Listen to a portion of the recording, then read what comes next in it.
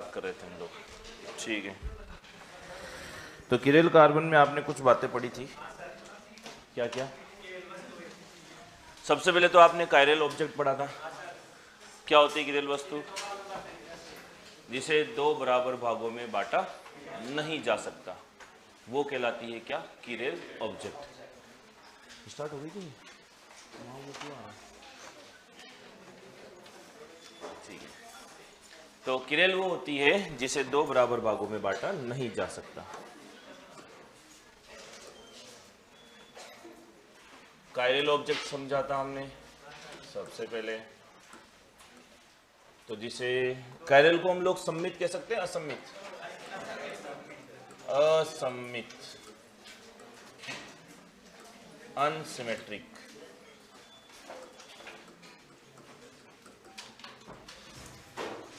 और जिसे दो बराबर भागों में नहीं बांटा जा सकता।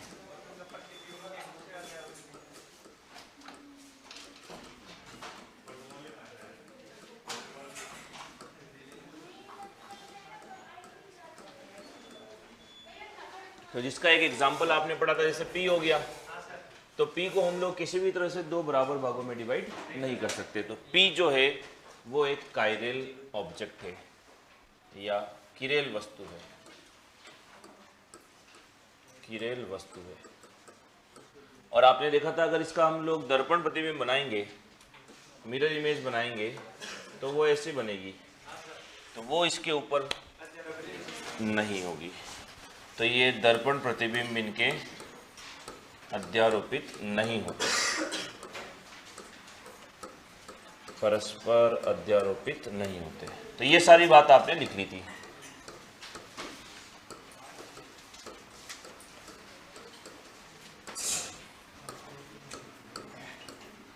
ठीक है, ये कायरल ऑब्जेक्ट समझ लिया था। फिर दूसरा आपने ए कायरल बताया था। ए कायरल का मतलब सम्मित या असम्मित? सम्मित। अकिरेल का मतलब था सम्मित, सम्मित। और सम्मित मतलब जिसको दो बराबर भागों में बांटा जा सकता है, दो बराबर भागों में, दो बराबर भागों में बांटा जा सकता है। ठीक है, जैसे आपने पढ़ा था ए, सर ए को हम लोग दो बराबर भागों में बांट सकते हैं, तो ये कैसा है? अकिरेल है। और अकिरेल है तो अगर हम लोग इसका दर्पण प्रतिबिंब बनाएंगे तो इसका दर्पण प्रतिबिंब कुछ ऐसा बनेगा, तो ये इसके ऊपर अध्यारोपित हो सकता है। तो ये अध्यारोपित, इसके दर्पण प्रतिबिंब अध्यारोपित हो सकते हैं।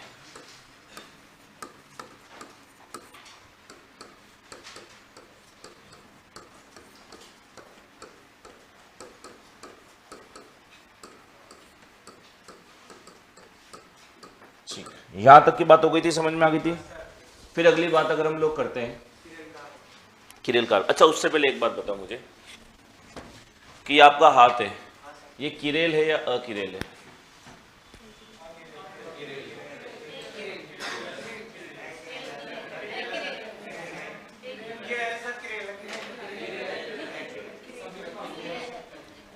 ये इसके ऊपर ओवरलैप होगा या नहीं होगा? ये अंगूठा आपका, ये अंगूठा अध्यारोपित हो रहा है क्या? अब आप दिमाग ये मत लगाना सर ये देखो ऐसे हो तो गया। मैंने क्या बोला? जब भी अगर आप किसी को क्या कर रहे हो, अध्यारोपित कर रहे हो, तो आपको उसको प्लेन के बाहर नहीं निकालना। ये एक प्लेन है पूरा, ये प्लेन है, आपने इसको ऐसे कर दिया मतलब प्लेन के बाहर निकाल दिया। प्लेन के बाहर आप नहीं ला सकते उसको, आपको उसको ऐसे कैसे ही क्या करना होता है? शिफ्ट करना होता है। ठीक है ना, अपना लेकिन अपना ध्यान कहाँ रहता है? मिलन में रहता है कि सर मिल तो गया, मिलन तो हो गया। मिलन से मतलब नहीं है, मतलब है अध्यारोपित होने से। अध्यारोपित होने का मतलब प्लेन चेंज नहीं होना चाहिए, प्लेन सेम रहना चाहिए। तो अपना हाथ जो होता है वो कैसा होता है? किरेल होता है। ठीक है, चलिए ये बात समझ में आ गई। अब अच्छा, इसमें एक बात करी थी कि इसके अंदर क्या होगा? कम से कम एक प्लेन ऑफ सिमेट्री होगी क्या? तो एक प्लेन ऑफ सिमेट्री होगी, न्यूनतम, न्यूनतम एक। तो न्यूनतम एक प्लेन ऑफ सिमेट्री होगी। ठीक, फिर आपने बात की थी क्या? कायरल, कायरल की। कायरल कार्बन, ऐसा कार्बन जिसे चारों ग्रुप क्या हो, चारों ग्रुप डिफरेंट, चारों समूह डिफरेंट हो। और इसको हम लोग ऐसे भी दिखाते हैं, ए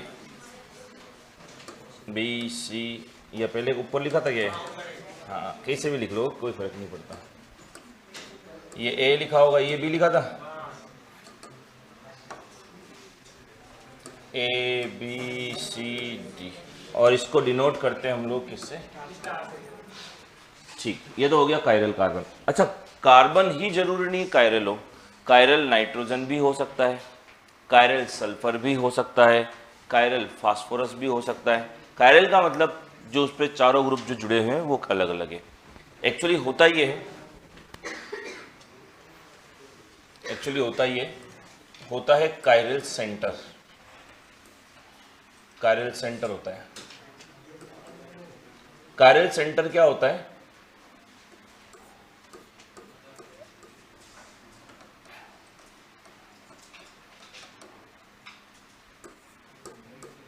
कायरल सेंटर का मतलब वही जिससे चारों ग्रुप क्या हो, अलग अलग हो, चारों ग्रुप अलग हो।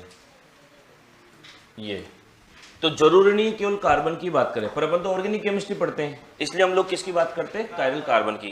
कायरल कार्बन तो हो ही सकता है, कायरल नाइट्रोजन भी हो सकता है, कायरल फास्फोरस भी हो सकता है, कायरल सल्फर भी हो सकता है। कायरल कार्बन का आपके पास ये एग्जाम्पल है।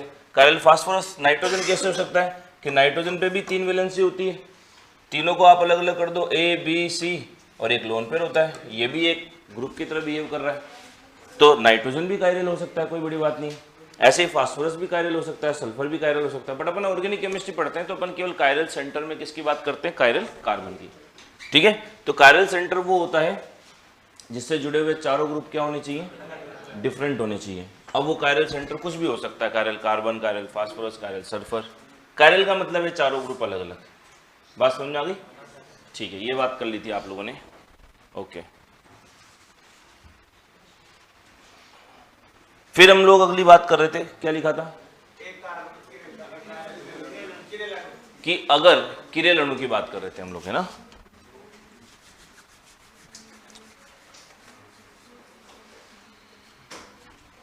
चलो, किरेल अणु, किरेल अणु में आपने एक लाइन लिखी थी, क्या लिखी थी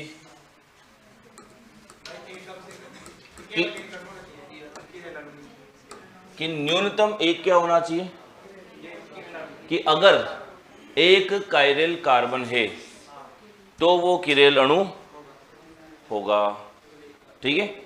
अब मैंने अगली लाइन ये लिखाई थी, 2 लाइन लिखा दी थी क्या, नोट बोलो क्या लिखा था,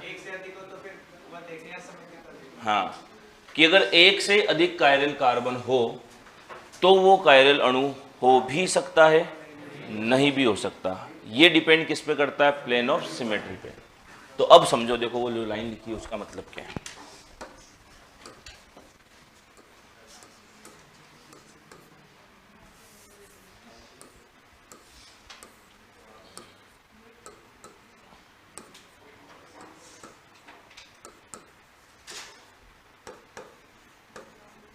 पहले तो चेक करो कि ये इसमें कायरल कार्बन है या नहीं। इसको कहते क्या है, टार्टरिक एसिड, ठीक है। तो इसके अंदर कौन सा कार्बन कायरल है, पहली बात तो 2 कार्बन है, एक तो ये वाला और एक ये वाला। इसके चारों ग्रुप अलग अलग है क्या, हाइड्रोजन OH COH, और चौथा ग्रुप ये पूरा है, ये पूरा अलग ग्रुप है, ठीक है, ओके। अच्छा, ये चेक करते हैं, ये कायरल है क्या, हाइड्रोजन हाइड्रोक्साइड COH, और ये पूरा ग्रुप अलग। मतलब इसमें कितने कायरल कार्बन है, 2 कायरल कार्बन है। अगर मैं कहता एक कायरल कार्बन है तो 100% एक कायरल अणु होता, ठीक है। लेकिन अगर 2 कायरल कार्बन है या एक से ज्यादा कायरल कार्बन है तो फिर वो हो भी सकता है कायरल अणु और नहीं भी हो सकता। चेक करना पड़ता है आपको उसके अंदर प्लेन ऑफ सिमेट्री है या नहीं है। तो इसमें प्लेन ऑफ सिमेट्री कहीं से जा सकती है क्या, ये प्लेन ऑफ सिमेट्री हो सकती है इसके अंदर, जो इसको किस में डिवाइड कर रही है, दो बराबर भागों में, ना कि दो भागों में। प्लेन ऑफ सिमेट्री हमेशा किसी मॉलिक्यूल को दो बराबर भागों में डिवाइड करती है। ठीक है, तो एक बार ये डायग्राम बनाओ।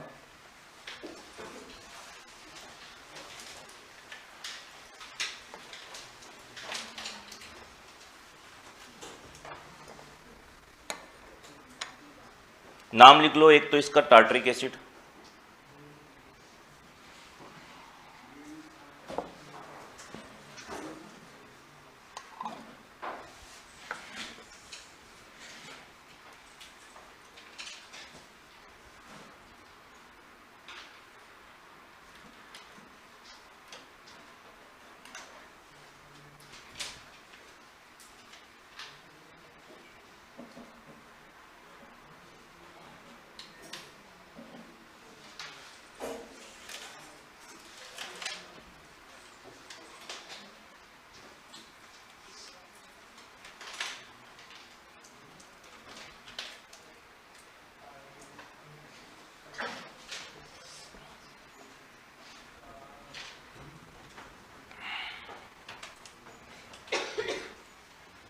कौन सा एसिड है ये, टार्टरिक एसिड।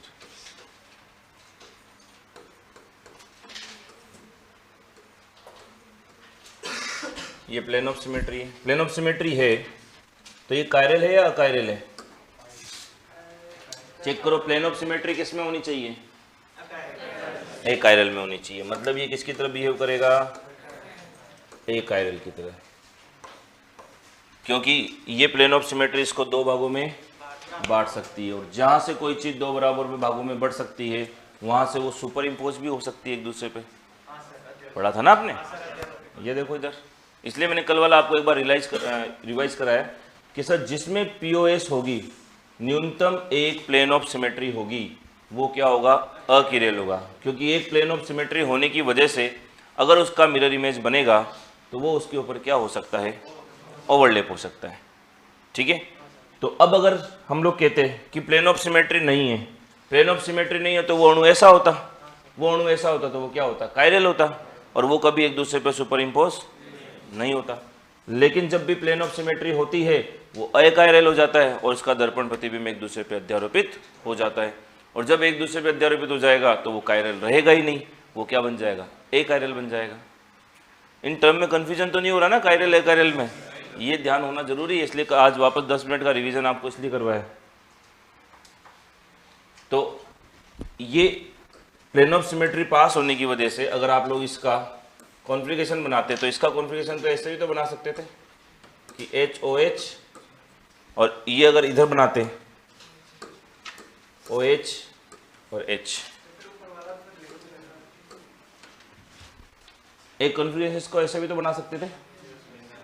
अरे ऊपर वाला भी बदल जाओगे तो फिर तो ये एक मिरर इमेज नहीं बना रहा मैंने मिरर नहीं लगाया है, मैं तो बता रहा हूँ कि इसका अरेंजमेंट कैसे कैसे हो सकता। अरे सिस ट्रांस पढ़ा है ना, सिस ट्रांस में आप कह रहे थे कि भाई ये CH3 मैंने एक बार में ऐसे ऐसे भी जोड़ सकता हूँ, और दूसरी बार में और क्या ऑप्शन हो सकता है, दूसरी बार ऑप्शन हो सकता है ये ऐसे और ऐसे भी जुड़ सकता है।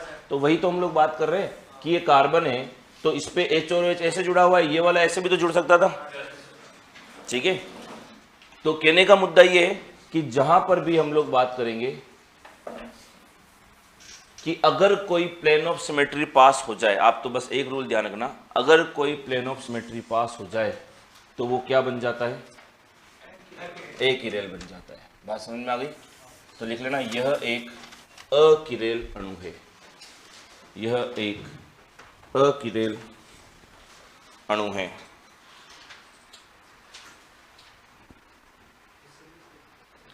यह एक, ये वाला ये स्ट्रक्चर, ठीक है, यह संरचना या ये स्ट्रक्चर ऐसे लिख लो,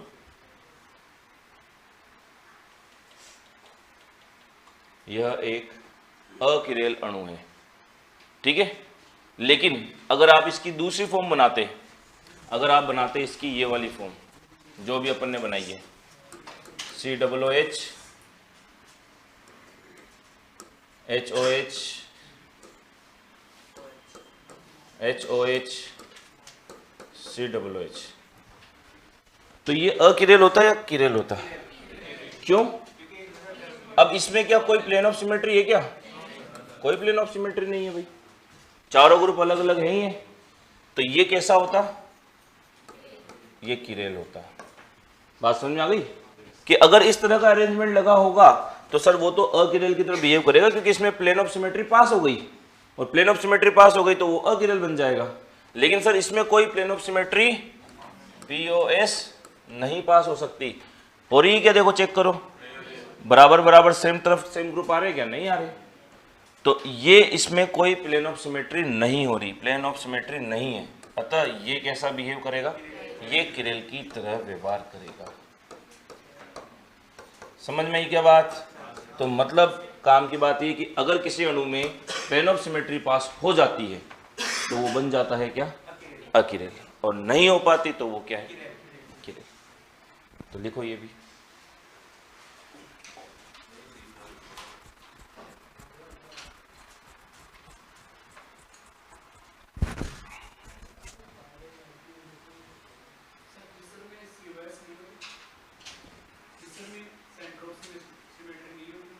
फीचर प्रोजेक्शन में, ये फीचर प्रोजेक्शन, हाँ फीचर पढ़ाने दो भी, दो मैं समझा दूंगा अभी, अगला वो फीचर ही पढ़ाऊंगा, टेंशन ना। कायरल, हाँ वो अभी इसके बाद ही आएगी सारी चीज, कौन कायरल एक्टिव होगा, कौन कायरल इनएक्टिव होगा, अगली लाइन हम वही पढ़ने वाले। हाँ क्या हो गया, COH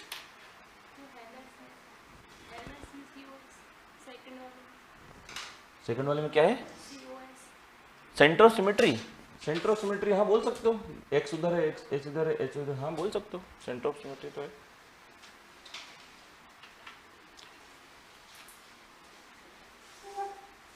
सेंटर ऑफ सिमेट्री तो वो होता है जहां से ऑपोजिट डायरेक्शन में जाने पर सेम ग्रुप मिल जाए आपको।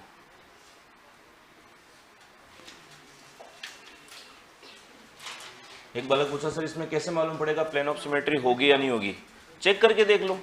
अगर वो कहीं से भी काटने पे दो बराबर भागों में बट रहा है तो प्लेन ऑफ सिमेट्री है। ये यहां से दो भागों में बट सकता है ना बराबर, जितना इधर है उतना इधर है, तो ये प्लेन ऑफ सिमेट्री है। यहां पे कहीं से काट सकते हो क्या दो बराबर भागों में, नहीं काट सकते, ऐसे थोड़ी काटा जाता है। तो कहने का मुद्दा यहां पर ऐसी कोई प्लेन ऑफ सिमेट्री नहीं है। अब अगली बात करते हैं कि प्रकाशिक सक्रिय होने या प्रकाशिक अक्रिय, ऑप्टिकल एक्टिव और ऑप्टिकल इनएक्टिव होने के लिए क्या क्या कंडीशंस होती है। बट उससे पहले आपको ये तो समझ में आया ऑप्टिकल एक्टिव और ऑप्टिकल इनएक्टिव होता क्या है, ठीक है, ये बात समझ में आ गई। हाँ हाँ बोल सकते हो। मीजो वीजो अभी मत वर्ड यूज करो क्योंकि अभी मीजो मैंने बताया नहीं, अभी मैं एक बार मीजो, डायस्टेरियोमर, इनेंशियोमर ये सारी एक्सप्लेन कर दूं ना, क्योंकि अभी तुमको तो पता है इसलिए तुम तो समझ जाओगे मीजो। अरे लिखा दूंगा, सब में लिखा दूंगा, घबरा मत। मैं वर्ड्स वही यूज कर रहा हूँ जो अभी तक मैंने आपको समझा दिए, क्योंकि तुम्हें तो पता है। अब जो नहीं पढ़ रहे बेचारे वो सोचेंगे यार ये तो बड़ी मुश्किल समझ में आ रहा है, ये मीजो का नया झंझट और आ गया। सब लिखा दूंगा, टेंशन मत लो, सिस्टमेटिक चलने दो एक बार चीजें, क्योंकि ये वो चीज है जो कंफ्यूजिंग है थोड़ी सी। बहुत से बच्चे तो अभी कायरल में 2 मिनट बाद कंफ्यूज हो जाएंगे, कायरल कौन सा था, अध्यारोपित हो रहा है नहीं हो रहा है, तो पहले उनको इस चीज को तो सेट हो जाना दो, ठीक है। तो अभी सब मैं बता दूंगा कौन सा मीजो बन रहा है, कौन सा डायस्टेरियोमर है, कौन सा इनेंशियोमर है, कौन सा क्या है, सब आ जाएगा अभी।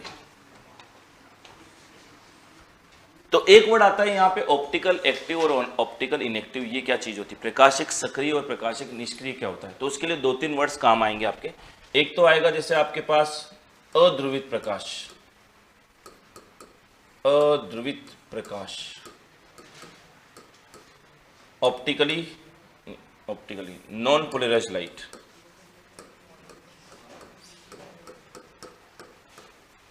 अध्रुवित प्रकाश का मतलब पता है क्या, क्या होता है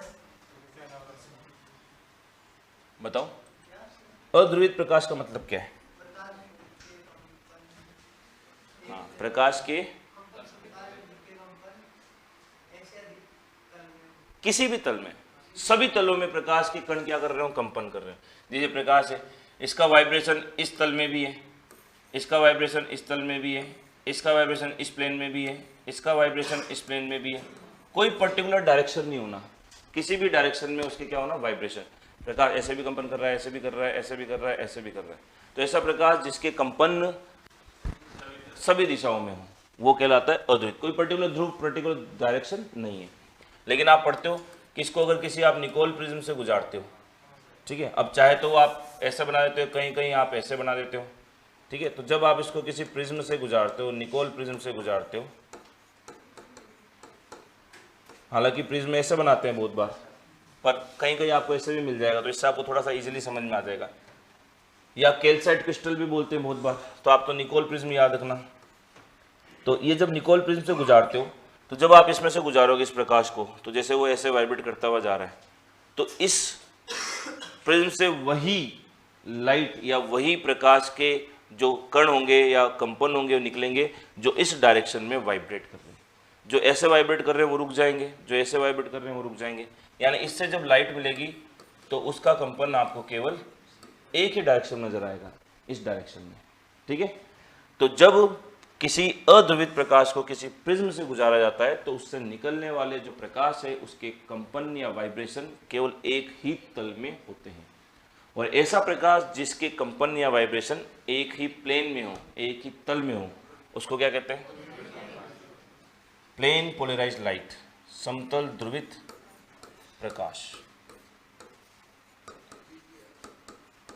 ये नाम सुना होगा शायद आपने, PPL कहते हैं, प्लेन पोलराइज्ड लाइट, ठीक है, प्लेन पोलराइज्ड लाइट, इसको प्लेन पोलराइज्ड लाइट कहते हैं।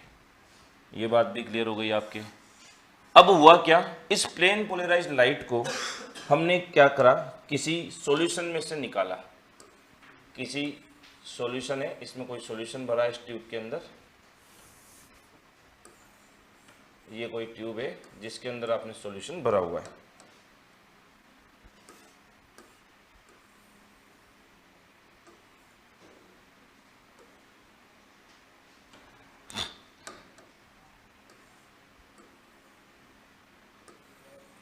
ठीक है, ये ट्यूब है, इसके अंदर आपने कोई सॉल्यूशन भरा हुआ है, जिसको चेक करना है कि ये ऑप्टिकल एक्टिव है या ऑप्टिकल इनएक्टिव है। तो अब ये जो कंपाउंड है, जैसे कोई सा भी कंपाउंड ले लिया अपन ने, उसको इसमें भर दिया, अब ये लाइट इसमें से पास होगी।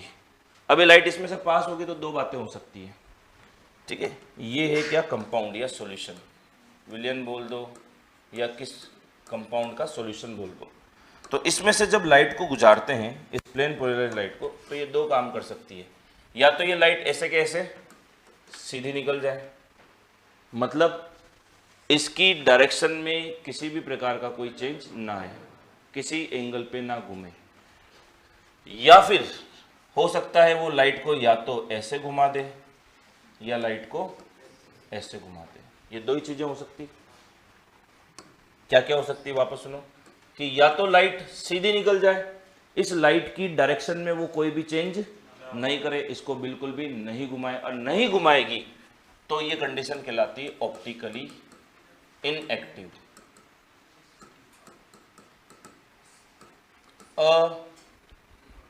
अप्रकाशिकी, या यूं बोलो प्रकाशिक अक्रिय या निष्क्रिय, प्रकाशिक निष्क्रिय या प्रकाशिक अक्रिय। और अगर इसने इस लाइट की डायरेक्शन को घुमा दिया तो ये बन जाएगा ऑप्टिकली एक्टिव, प्रकाशिक सक्रिय, ऑप्टिकली एक्टिव। क्योंकि ये टॉपिक देखो वो है जो जनरली आप पढ़ते नहीं हैं, और पढ़ते हैं तो बहुत बार समझते नहीं, इसलिए थोड़ा सा स्पीड कम करके मैं समझा रहा हूँ ताकि आपको ये समझ आए बात। क्योंकि अपन सीधा ऑप्टिकल एक्टिव में वहाँ पे क्या करते थे, 11-12 में पास होने के लिए फटाफट RS देख लिया कैसे निकालना है और अपना काम हो गया, काम खत्म। तो यहाँ पे कंपटीशन में ये चीज़ नहीं चलेगी, यहाँ पे आपको थोड़ी सी बातें कुछ समझनी पड़ेगी। तो ये ऑप्टिकल एक्टिव हो गया। तो अपन कहेंगे कि अगर ये प्रकाश जो है, इसका तल अगर ये कंपाउंड घुमा रहा है, तो वो जो कंपाउंड है वो कैसा है, प्रकाशिक सक्रिय। और अगर ये प्रकाश का तल नहीं घुमा पा रहा तो अपन कहेंगे ये कंपाउंड कैसा है, ऑप्टिकली इनएक्टिव। अब ये इस बेस पे दो डायरेक्शन हो सकती है इसकी, कि इसने तल को राइट साइड घुमाया या लेफ्ट साइड घुमाया। राइट साइड घुमाता है तो RS नहीं, डेक्स्ट्रो रोटेटरी, और लेफ्ट साइड घुमाते हैं तो लेवो रोटेटरी। R और S तो कॉन्फ़िगरेशन का नामकरण करते हैं अपन, वो RS का क्लॉकवाइज एंटी क्लॉकवाइज वो बिल्कुल अलग है, और ये इसके तल को घुमा रहा है, ये बिल्कुल अलग है, दोनों को जोड़ो मत। DL अलग चीज होती है, RS अलग चीज होती है। DL का मतलब होता है कि जो कंपाउंड जिसको, जैसे टार्ट्रिक एसिड का चेक करना है अपने को कि टार्ट्रिक एसिड ऑप्टिकल एक्टिव है या ऑप्टिकली इनएक्टिव है, तो आपने टार्ट्रिक एसिड को इसमें भर दिया और जैसे ये प्लेन पोलराइज्ड लाइट इसमें से आई, जैसे ये लाइट इसके अंदर से आएगी, अपन देखेंगे जो ये लाइट है वो लाइट अगर इधर घूम गई या इधर घूम गई तो अपन कहेंगे यार ये टार्ट्रिक एसिड क्या होता है, ऑप्टिकली एक्टिव होता है। और अगर ये लाइट को कोई भी नहीं घुमा रहा है, ऐसे कैसे सीधी की सीधी निकाल रहा है, तो अपन कहेंगे यार ये प्रकाशिक अक्रिय है, ये कहीं भी नहीं घुमा रहा। तो ये लेफ्ट और राइट साइड में जो घूमने की जो प्रोसेस है, इसके लिए हम लोग बोलते हैं कि किधर घुमा है प्रकाश, लेफ्ट साइड घुमा है, राइट साइड घुमा है तो डेक्स्ट्रो रोटेटरी, लेफ्ट साइड घुमा है तो लेवो रोटेटरी। इसको वामावर्त और दक्षिणावर्त कहते हो। डेक्स्ट्रो को आप क्या कहते हो, दक्षिणावर्त, दक्षिणावर्त कहते हो ना, और लेवो रोटेटरी को कहते हो आप वामावर्त। वो भी मैं लिखा देता हूँ। ये बात समझ में आ गई? तो इससे आप चेक करते हो थ्योरेटिकली, ठीक है, याद रखने के लिए। बाकी अपन कौन सा एग्जाम में क्वेश्चन आएगा तो कोई सॉल्यूशन तो रहेगा नहीं, आपको तरीके अलग है, लेकिन थ्योरी आपको पता होनी चाहिए कि जब उसने प्रैक्टिकल करके देखा था तो उसने देखा था कि भाई प्रकाश का जो तल है वो घूमा है, प्रकाश का तल घुमा है, तो जिन जिन कंपाउंड ने प्रकाश के तलों को घुमाया उन कंपाउंड्स को उसने क्या बोल दिया कि ये सारे कंपाउंड प्रकाशिक सक्रिय हैं, और जो प्रकाशिक सक्रिय होंगे वो प्रकाशिक समावयवता प्रदर्शित करेंगे, और जो कंपाउंड प्रकाश के तल को कहीं नहीं घुमा रहे वो प्रकाशिक अक्रिय होंगे, ऑप्टिकल इनएक्टिव होंगे, और वो प्रकाशिक समावयवता प्रदर्शित नहीं करेंगे। ठीक है, तो ये तो थ्योरी के हिसाब से अगर उसने दिया है जो अपने को पता होना चाहिए। अपन ऐसे तो चेक करके बता ही नहीं सकते, वहाँ प्रैक्टिकल तो करेंगे नहीं एग्जाम के अंदर। अपने पास क्या तरीका है क्वेश्चन को सोल्व करने के लिए, वो इसके बाद समझते हैं। तो पहले ये लिखो आप लोग, लिखो, मैं लिखा देता हूँ, पहले 2-3 बातें लिखाता हूँ इसके ऊपर। लिखो, यदि किसी अध्रुवित प्रकाश को, नहीं हेडिंग अध्रुवित प्रकाश नहीं है, हेडिंग तो ये है कि कोई पदार्थ जो है वो प्रकाशिक अक्रिय होगा या निष्क्रिय होगा, इसको चेक कैसे करते हो। तो आप तो नोट लगाओ, कोई हेडिंग वेडिंग नहीं लगाना, नोट लगाओ, नोट लगा करके एक लाइन लिखो। लिखो, यदि किसी अध्रुवित प्रकाश को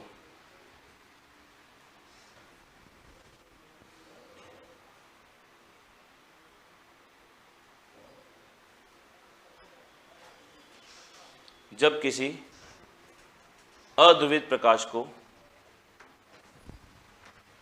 किसी निकोल प्रिज्म से गुजारा जाता है, किसी निकोल प्रिज्म से गुजारा जाता है, तो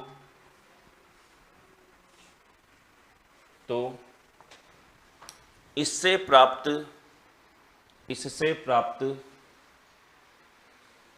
प्रकाश के कंपन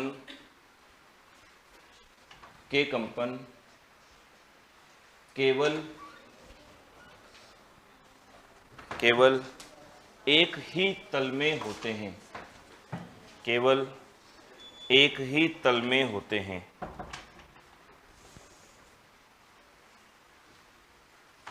ठीक है, जिसे क्या कहा जाता है, क्या कहा जाता है, एक ही तल में जिसके प्रकाश के कंपन होंगे वो प्रकाश कहलाता है समतल ध्रुवित प्रकाश या प्लेन पोलराइज्ड लाइट कहलाता है। तो उसे समतल ध्रुवित प्रकाश या प्लेन पोलराइज्ड लाइट कहा जाता है।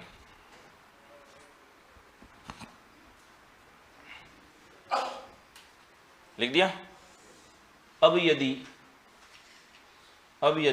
अब शॉर्ट में प्लेन पोलराइज्ड लाइट को आपको क्या लिखना है, बार बार में पीपीएल लिखना है, ठीक है, इतना लंबा लंबा नहीं लिखना। अब यदि इस पीपीएल को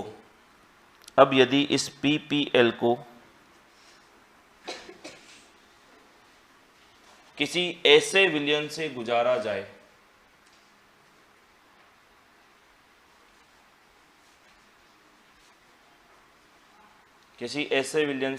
जाए जो इस प्रकाश के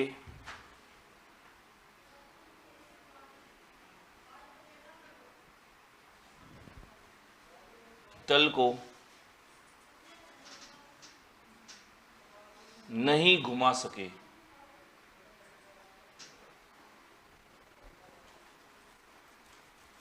तो वह पदार्थ क्या कहलाएगा? प्रकाशिक निष्क्रिय, प्रकाशिक अक्रिय, ठीक है, प्रकाशिक अक्रिय या प्रकाशिक निष्क्रिय। इंग्लिश में लिख लेना ऑप्टिकल या ऑप्टिकली इनएक्टिव पदार्थ कहलाता है, ऑप्टिकल इनएक्टिव पदार्थ कहलाता है। तथा यदि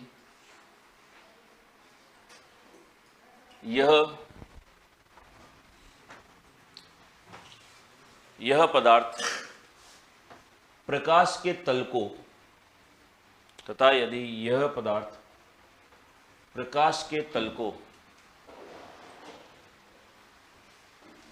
घुमा दे, प्रकाश के तल को घुमा दे, तो यह पदार्थ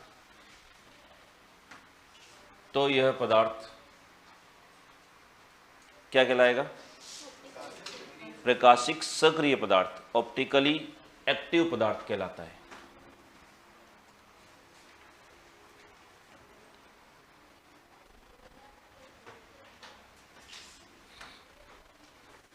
ठीक है, वापस सुन लो क्या लिखा है आपने, जिन्होंने सुना है, जिन्होंने नहीं सुना है, कि एक तो होता है अध्रुवित प्रकाश। अध्रुवित प्रकाश वो होता है जिसके कंपन सभी तलों में हो, जिसके वाइब्रेशन सभी डायरेक्शन में हो, जैसे इधर भी वाइब्रेट कर रहा है, इधर भी, इधर भी, इधर भी, तो ऐसा प्रकाश कहलाता है अध्रुवित प्रकाश, जिसका कोई ध्रुव नहीं हो, कोई पोल नहीं हो।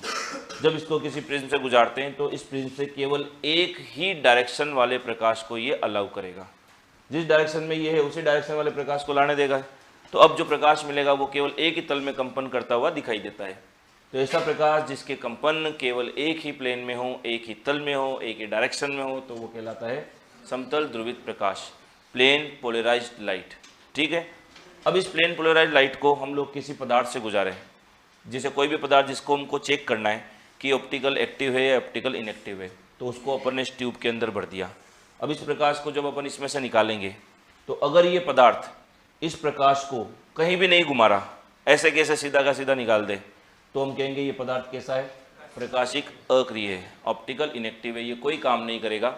ठीक है, लेकिन अगर ये पदार्थ उस प्रकाश के तल को या तो इधर घुमा दे या इधर घुमा दे, मतलब कहीं ना कहीं घुमा रहा है, तो घुमा रहा है मतलब वो कोई ना कोई कार्य कर रहा है, एक्टिव है, इसलिए नाम दे दिया उसका ऑप्टिकली एक्टिव। ऑप्टिकली मतलब ऑप्टिक वर्ड आता है प्रकाश के लिए, रे ऑप्टिक्स पढ़ते हो ना, किरण प्रकाश की, तो ऑप्टिक्स वर्ड आता है प्रकाश के लिए।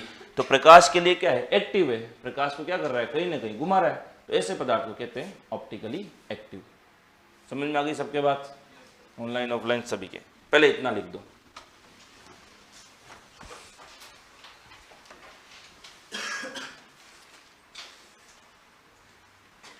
विलियन का मतलब क्या है इंग्लिश में?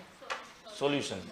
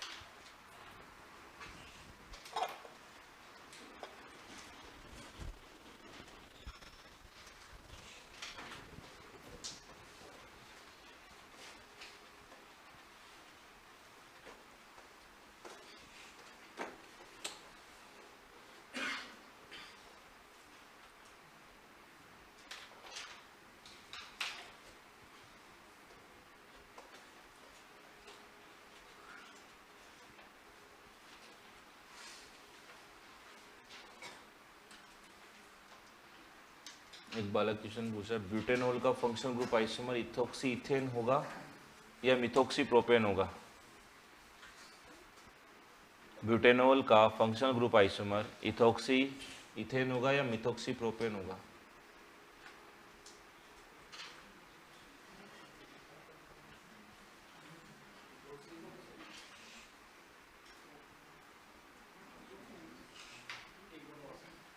ब्यूटेनॉल मतलब 4 कार्बन और OH, ये तो ब्यूटेनॉल है। इसका functional group isomer ethoxy ethane होगा या मिथोक्सी प्रोपेन होगा? दोनों ही होंगे भाई। स्ट्रक्चर से क्या लेना देना है आपको उसकी। ब्यूटेनॉल ये है, अब फंक्शनल ग्रुप आइसोमर बनाना है तो फंक्शनल ग्रुप आइसोमर तो ये भी है इसका, क्योंकि ये एल्कोहल है और ये क्या है, ईथर है। और सर ये भी हो सकता है, ये भी तो ईथर ही है, एल्कोहल ईथर, तो ये आपस में क्या है, फंक्शनल ग्रुप आइसोमर है। हाँ, ये और ये आपस में क्या है,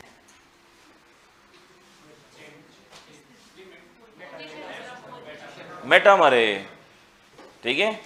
और मेटामर है तो मेटामर आपको पता है चेन आइसोमर भी हो सकते हैं क्या, पोजीशन भी हो सकते हैं क्या, पर पहले प्रायोरिटी किसको देनी है, मेटामर। आगे बात समझ में।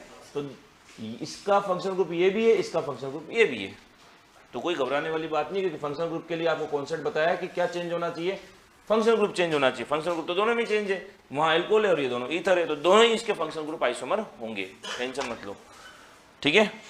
चलो इतनी बात क्लियर है, ये बात समझ में आ गई। अब हम बात करते हैं कि ये जो, अगर ये इसको नहीं घुमा रहा तो बात ही खत्म हो गई, ये प्रकाशिक समय का शो करेगा ही नहीं, हमारा काम ही खत्म है। लेकिन अगर ये घुमा देता है तो अब हमारी आगे ये टेंशन स्टार्ट होती है कि घुमाएगा तो फिर किधर घुमाएगा तो क्या बोलेंगे, किधर घुमाएगा तो क्या बोलेंगे। तो वैसे इसका कंपन तो इस प्लेन में होना चाहिए था, ये प्लेन है, कहाँ गया प्लेन, प्लेन है ये,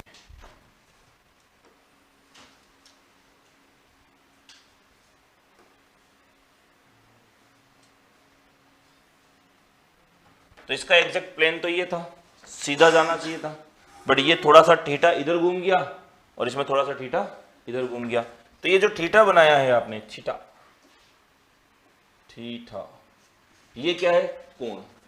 कौन सा कोण, जितने कोण से वो प्रकाश घूमा है। बात समझ में आ गई। अब ये इसलिए समझा रहा हूं क्योंकि बहुत बार एग्जाम में अच्छे क्वेश्चन ये भी पूछते हैं कि थीटा किस किस पे डिपेंड करता है, कि प्रकाश कितना घूमेगा, तो ये भी आगे समझाऊंगा। ये है थीटा, ठीक है। तो थीटा कोण है जिससे ये क्या हो गया, या तो इधर घूम गया या इधर घूम गया। अब मुद्दा ये कि सर अगर ये इधर घूमता है तो मैं इसको अगले पेज पे ले लेता हूँ।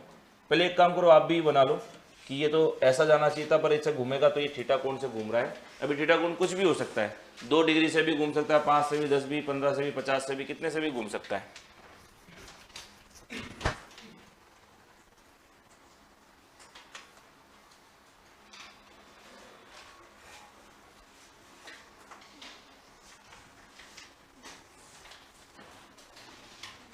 कल ऑनलाइन वालों का, अच्छा कल थोड़ी है टेस्ट, कल ही है क्या, ऑनलाइन वालों का भी है क्या? अच्छा टेस्ट ही ऑनलाइन है ना, इन्फॉर्मेशन मिल गई क्या आपको? ठीक है, तो ये बालक क्यों पूछे कल टेस्ट ऑनलाइन वालों का भी होगा या क्या? चलो हाँ, ये आ गया था ना शायद कि ऑफलाइन कोरोना की वजह से भी नहीं कर रहे, ऑनलाइन ही है शायद, है ना। ठीक है, ये बना दिया। तो काम की बात समझो इधर फटाफट से, इधर देखो भाई, इधर फटाफट। ये आपका प्रकाश प्लेन पोलराइज्ड लाइट, ठीक है, इसको निकाला आपने इस ट्यूब में से,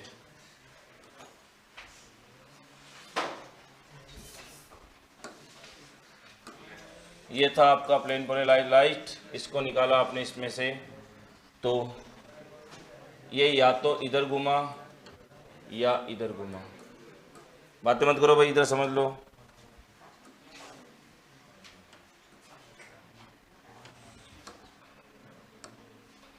अब ये जो है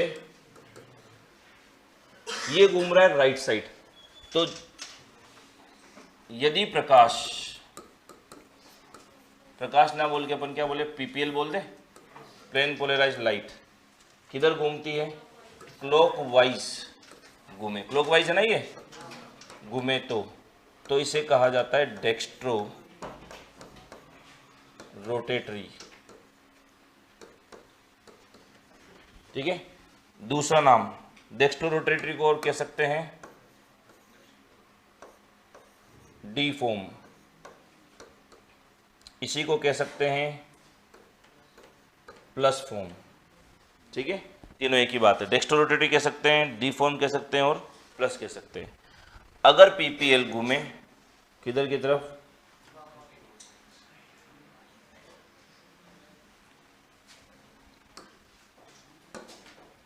यदि पीपीएल कहाँ घूमे, एंटी क्लॉकवाइज, एंटी क्लॉकवाइज घूमे तो इसको कहते हैं लीवो, LEAVO, लेवो रोटेटरी, या कौन सा फॉर्म, एल फॉर्म या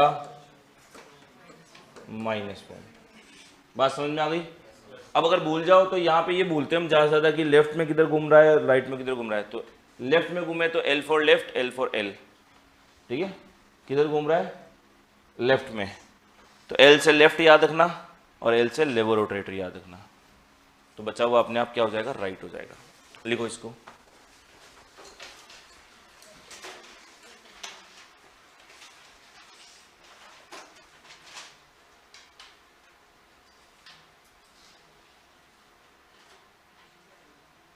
टेस्ट आप लोगों का कल ही है, टेंशन मतलब आप लोग तैयारी करते रहो। ठीक है, पर टेस्ट ऑनलाइन होगा।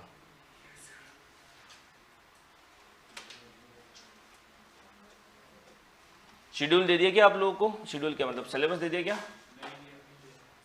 सिलेबस वही है, जितना पढ़ाया उतना आएगा, टेंशन मत लो। आप तो जितना पढ़ाया उसकी तैयारी करके रखो।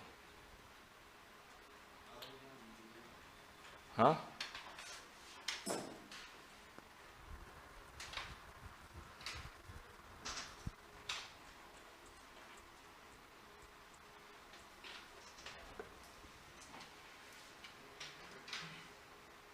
बायो की क्लासेस हुई है क्या आपकी, कितनी हुई है,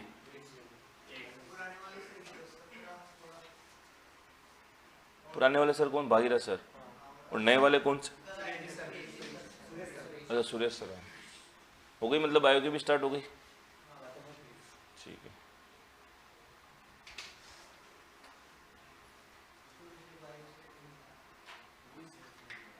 कौन, भागीरथ सर ज़्यादा सही पढ़ा रहे, सब बढ़िया पढ़ाते हैं, बस ये है कि आपकी ट्यूनिंग किसके साथ सही बैठती है। सारे टीचर बढ़िया ही है, टेंशन मत लो, यहाँ पे कोई भी ऐसा टीचर नहीं है। फास्ट पढ़ाते हैं, हाँ तो ये बोलो फास्ट पढ़ाते हैं, बढ़िया और खराब क्या होता है, तो उनको बोल देते हैं कि सर थोड़ा धीरे पढ़ा दो, इसमें क्या दिक्कत है।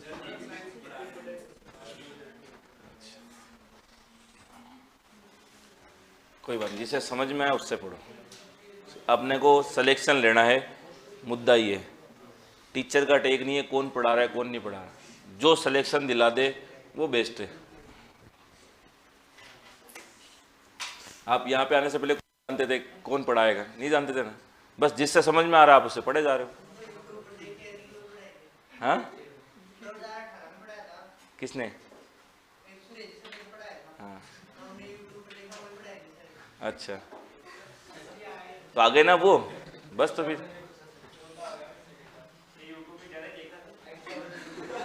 कोई नहीं।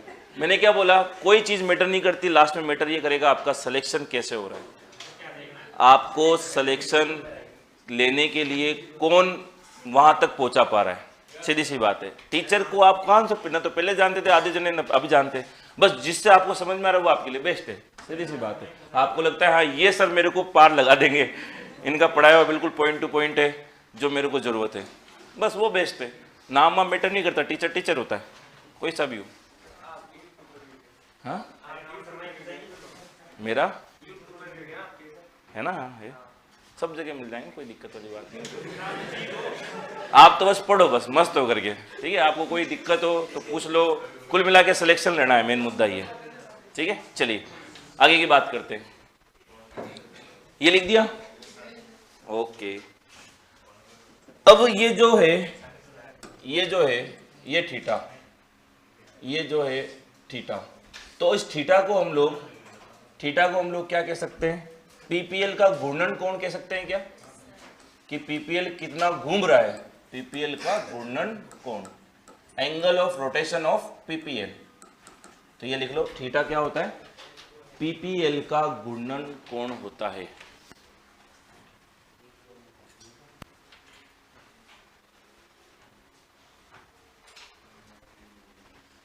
थीटा पीपीएल का घूर्णन कोण होता है, ठीक है, एंगल ऑफ रोटेशन होता है पीपीएल का। ठीक है भाई, चलिए ये बात भी समझ में आ। अब कुल मिला के मेन मुद्दा जो आपको इतनी रामायण में याद रखना था वो ये रखना है, क्योंकि वहां पे आपको पूछ सकते हैं ये डी फॉर्म में या एल फॉर्म में, तो डी और एल कैसे चेक करना है वो हम लोग आगे डिस्कस करने वाले। तो एल फॉर लेफ्ट याद रखना कि जो लेफ्ट घुमा दे और जो राइट घुमा दे वो डी हो जाएगा। ठीक है, अगली बात सुनो। अच्छा, ये जो थीटा है ये किस किस पे डिपेंड करता है? कभी कभी थ्योरेटिकल क्वेश्चन के अंदर इसको पूछा जाता है, अच्छे पेपर्स के अंदर। तो लिखो थीटा, अब मैं थीटा बोल दूं चल जाएगा ना काम? थीटा निम्न पर निर्भर करता है, थीटा निम्न पर निर्भर करता है। ये आज का ही ना, ठीक है। किस किस पे निर्भर करता है? पहला लिखो, प्रकाशिक सक्रिय यौगिक की प्रकृति, ऑप्टिकल एक्टिव पदार्थ की नेचर। प्रकाशिक सक्रिय यौगिक की प्रकृति,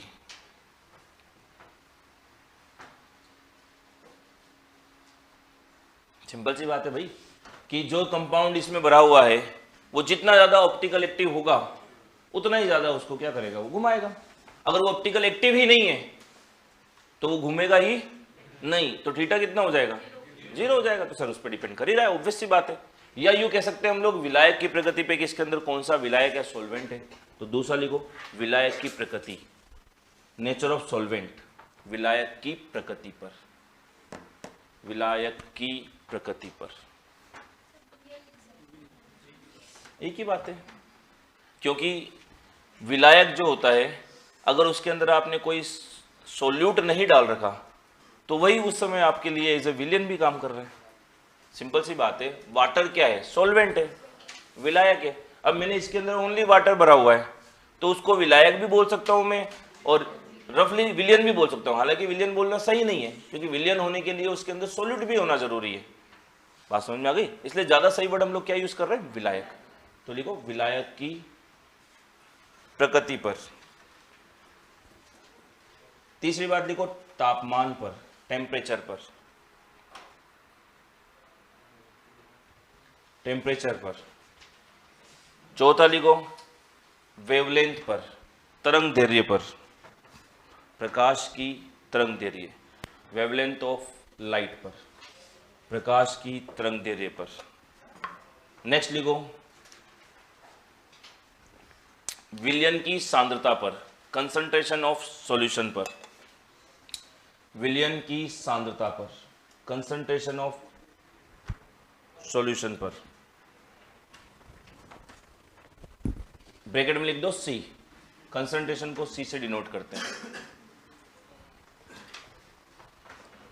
और लास्ट लिखो, प्रकाश की दिशा में विलयन की लंबाई पर, प्रकाश की दिशा में विलयन की लंबाई पर, प्रकाश की दिशा में विलयन की लंबाई पर।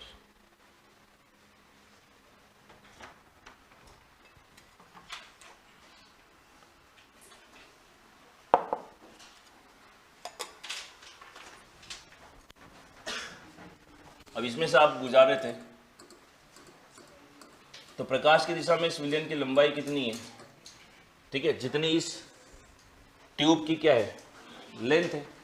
इतने में से तो गुजर रहा ही है, तो जितनी ट्यूब की लेंथ होगी उतनी उसकी लंबाई भी होगी विलयन की। इस विलयन जो भरा हुआ है इसकी कंसंट्रेशन कितनी है उस पर भी डिपेंड करता है। तो थीटा समानुपाती आ रहा है C के, थीटा समानुपाती आ रहा है किसके, एल के, तो थीटा समानुपाती क्या लिख सकते हैं, सी और एल।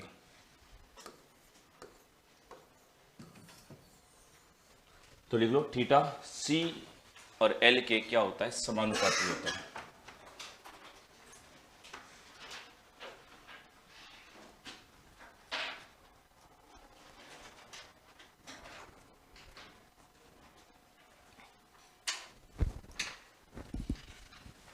ठीक है, इतनी बात आपको ध्यान रखनी है। थ्योरेटिकल पूछा जा सकता है कभी कभी, बहुत ज़्यादा टफ पेपर आता है तो कभी कभी थ्योरेटिकल बातें पूछते हैं, अदरवाइज आपको तो वही डीएल फॉर्म, आरएस फॉर्म, ये बातें पूछी जाती है।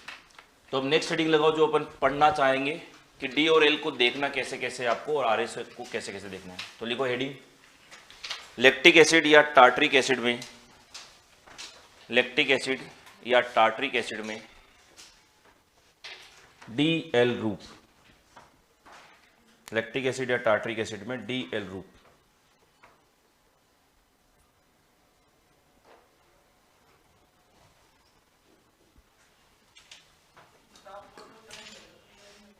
हाँ, एस को भी याद रख लो, ये आगे काम आएगी, आगे डिस्कस करेंगे इस पे, क्योंकि अभी डायरेक्ट आपको एकदम समझ में नहीं आई। डी एल रूप, डी एल रूप, अरे इधर देखो, इधर क्या लिखा है, लैक्टिक एसिड या लैक्टिक एसिड या टार्टेरिक एसिड में डी एल रूप, कि डी एल रूप कैसे कैसे बनेंगे, क्या होंगे, उनके बीच में संबंध कैसा होगा, ये सारी बातें अब यहाँ पे आएगी। डायस्टेरियोमर क्या है, स्टीरियोमर, डायस्टेरियोमर, इनेंशियोमर क्या है, मेसोफॉर्म किसको कह सकते हो आप, डी रूप कौन सा है, एल रूप कौन सा है। इसमें फिर अगर डी और एल समझ में आएगा तो आपको एक वर्ड और नया मिलेगा, रेसेमिक मिक्सचर। सुना है क्या वर्ड? तो रेसेमिक मिक्सचर एक थोड़ा सा ऐसा पॉइंट है कि जो जहाँ तक पूछा था, क्योंकि ये इनडायरेक्टली काम आएगा जब आपको मैं पढ़ाऊंगा टाइप ऑफ रिएक्शन, SN1 और SN2। तो वहाँ पे आप एक लाइन पढ़ते हो कि SN1 रिएक्शंस के अंदर रेसेमिक मिक्सचर का फॉर्मेशन होता है, याद है क्या? तो ऐसी कुछ बातें आपको मिलेगी पढ़ने के लिए। चलो वो बातें हो पाएगी, लेकिन तो इतनी बात ध्यान रखना, ये थोड़ा सा क्या हो सकता है आपके लिए कॉम्प्लेक्स हो सकता है टॉपिक, क्योंकि ये वो चीज़ें हैं जो रेगुलर आप नहीं पढ़ते, ठीक है, जनरल वे में अपन नहीं पढ़ते। तो नेक्स्ट बात में इसको क्लियर करेंगे। Thank you very much.